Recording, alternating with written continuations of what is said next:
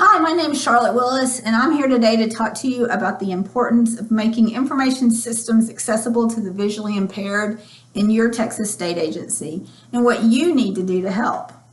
In a 2014 article, Accessible Web Page Design for the Visually Impaired, McCosker stated that federal and state laws require that information systems be accessible to the visually impaired.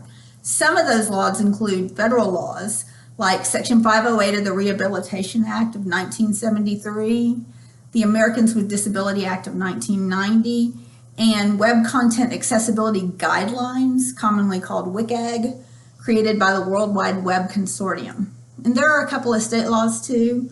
There's Section 2054 of Texas Government Code and Texas Administrative Code 213. So some of you may be wondering what it means to make information systems accessible for the visually impaired. At the most basic level, it means that a visually impaired person must be able to access the same information as a sighted person on a website, on a work computer, or on an information resources web-based application. For example, all employees use the human resources system. Employees have to enter their time and supervisors have to approve it. So that needs to be accessible to all of those employees. According to Andrea Kleinhans in his article, Ensuring Accessibility of Electronic Information Resources, a first step to ensuring accessibility to electronic information for visually impaired persons would be to ensure that they have a few things. One is computer access with assistive software installed.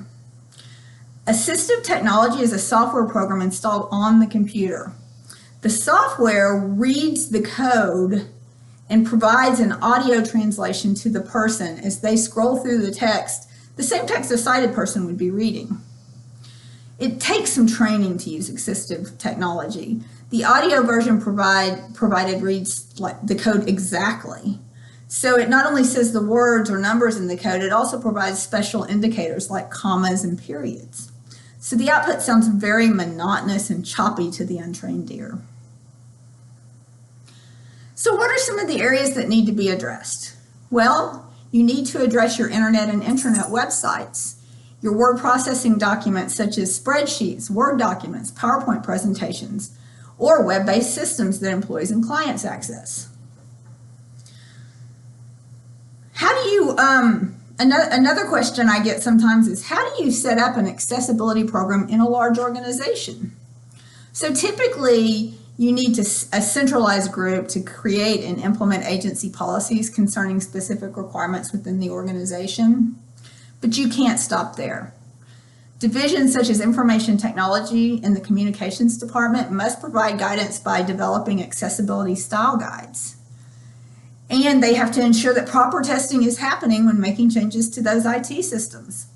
With each and every tweak to an IT system, the new code must be tested for accessibility.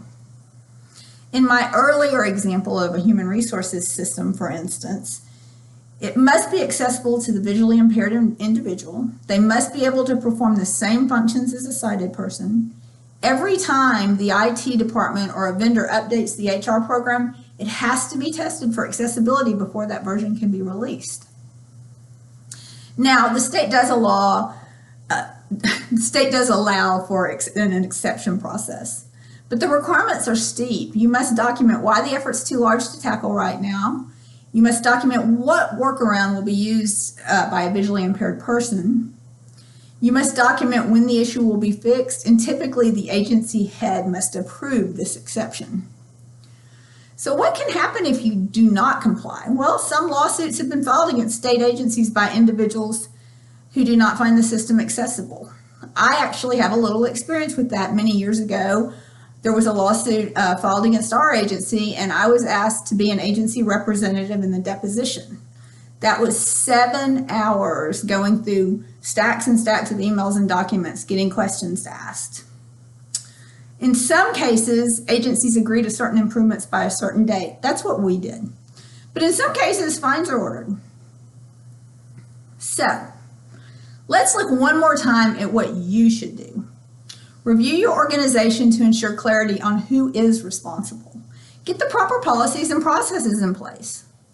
Ensure accessibility is incorporated into the normal system testing process. And one more tip. In Texas agencies, much of the improvement is due to the guidance provided to all state entities by the Texas Department of Information Resources. So check with them. So as you can see, it is important to make information systems accessible to the visually impaired in your Texas state agency. And there are several ways in which you can help. That is all I have today. Thank you for your time. Please let me know if you have any questions.